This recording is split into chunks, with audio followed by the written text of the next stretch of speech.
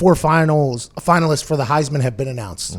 Everybody we kind of expected. Eddie George a couple weeks ago said J.K. Dobbins is going to run his way into it. He did not.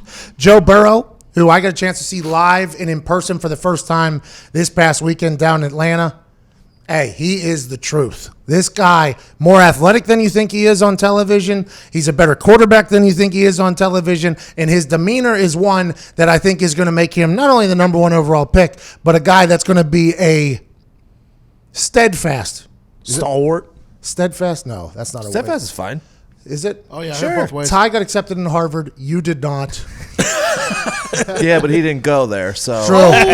He's going to be a stalwart in the NFL for a long time, I believe. I honestly believe that after watching his demeanor. The story Coach O came out about him breaking his phone and refusing to get a new one because we got a football game to play is just the most insane thing in 2019 for a college kid to do. So I think he's got that Ohio gritness. He loves football. I think Joe Burrow is the lock of locks when it comes to the NFL. And I have not said that about other guys. I have not. I understand that other talking heads have said that. I understand that.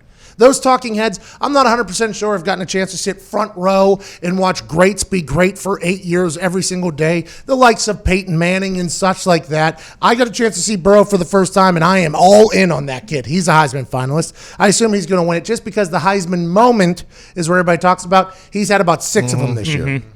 Another incredible quarterback. Justin Fields from the Ohio State. He has like 41 touchdowns and 1 interception or whatever. Absurd. It's insanity.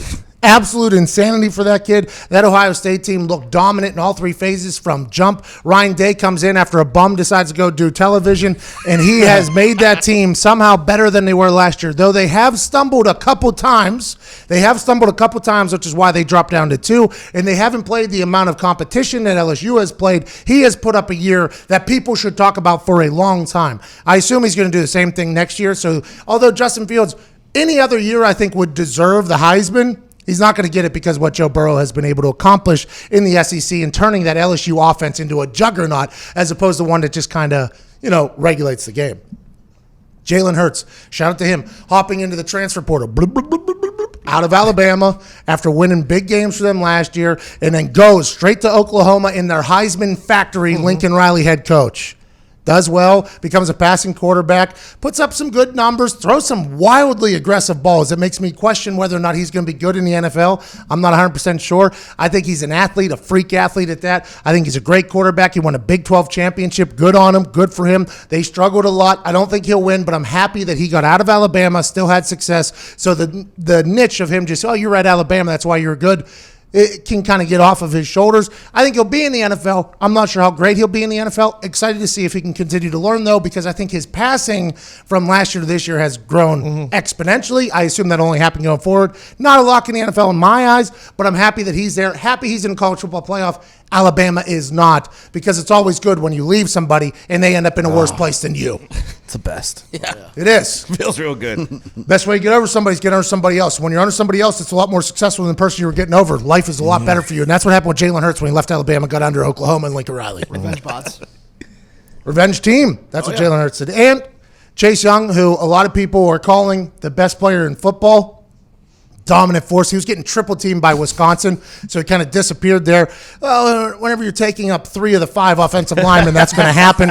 That's a compliment in and of itself. He's the 4th defensive lineman to be a Heisman finalist, so he should be pumped up about that. That goes to the magnitude of a player he is, disruptive of a player he is. He won't win it, but he's going to make all the monies as well. Good for him, and good for Ohio State having 2 finalists in there. J.K. Dobbins, people are talking about being a finalist. There just wasn't a spot for him. Happy for Jalen Hurts, but Joe Burrow takes this thing home strictly because of the Heisman moment conversation, and I think they got it right. College Football Playoff Committee got it right, and I think the Heisman finalists got it right, which is not a normal thing whenever you got a bunch of people voting on things in a subjective manner. Yeah, I think Joe obviously wins it, and I agree he's very, very good. I don't think he's going to be great in the NFL for a long time, strictly because he's going to go to the Bengals, and they're going to ruin him somehow. No, I think Joe going back to Ohio. Yep. Like, all right, listen, you get Carson Palmer, goes to the Bengals. He's this California guy.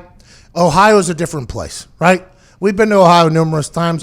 I've driven through Ohio numerous times. I have friends from Ohio. I've partied in Ohio. Ohio's a different place. It's a gritty place. It's why I think Joe Burrow is successful is because he's from Ohio. Ohio, Pennsylvania, Michigan. You get people from these places. They've been through some things.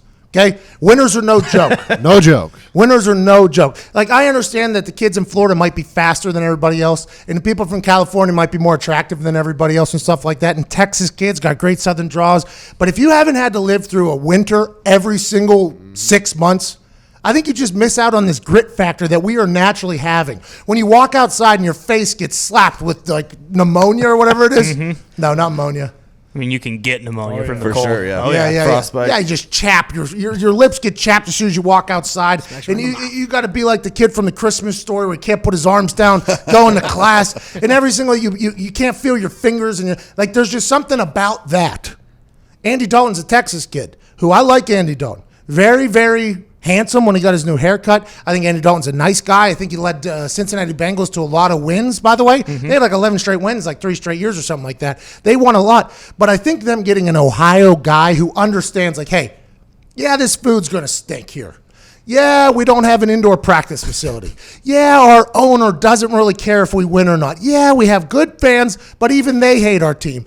Yeah, he understands all that stuff coming back home. I think he could potentially be very good for the Bengals, but they'll never be great because of ownership and the way it's operating. But I think Joe Burrow will do well for the Cincinnati Bengals. He just so happens to be getting drafted into a division, though, where Lamar Jackson is, Doc Hodges is, and a Freddie Kitchensless Browns going forward.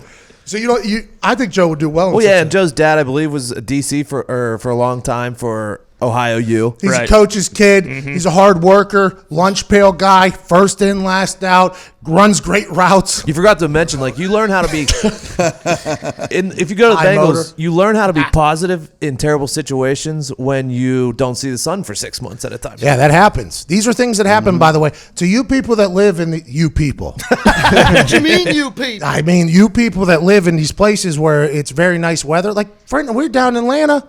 I had to take off clothes because I was sweating in the middle of December. yeah. Like, I was dripping sweat.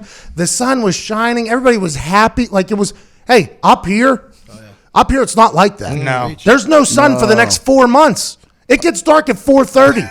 The gritness that comes with that cannot be just attained or obtained by cash or something like that. This is something that's in your soul. And people are like, oh, you're from Pittsburgh. You're used to the cold. Yeah, I'm used to it, but doesn't mean I like it. It doesn't mean I like it. It doesn't mean Joe Burrow likes living in a place where it's going to be cold and it's going to get dark at 4:30 in December and there isn't going to be sun for 6 months. It's just he's learned his entire life how to deal with it. That is something that is different, and that's why I do believe Joe will have success at Cincinnati. He just so happens to be getting dropped into a division where success is going to be difficult. He'll have Matt Stafford's career.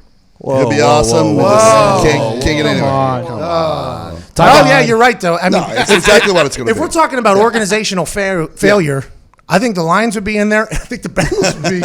That's fair. Bengals would be right behind. That's I very brought it up fair. earlier. Maybe he gets lucky and the Giants fall to the first pick and someone better trades up to get, since the Giants don't need a quarterback. They got Danny Dimes. Danny Dimes. They also got Eli Manning. Oh, yeah. In that first half, look like he can give you at least 4 or 5 throws. Or 4 or 5 more seasons. Or got tired after a half.